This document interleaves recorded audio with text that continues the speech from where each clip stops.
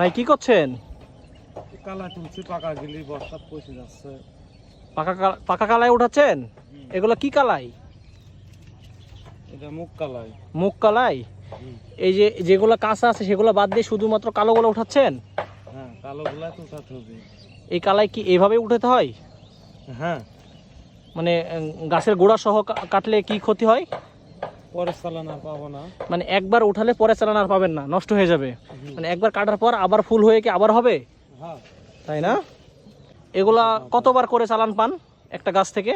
3-4টা চালান উঠে। তাতে কি লাভ হয়?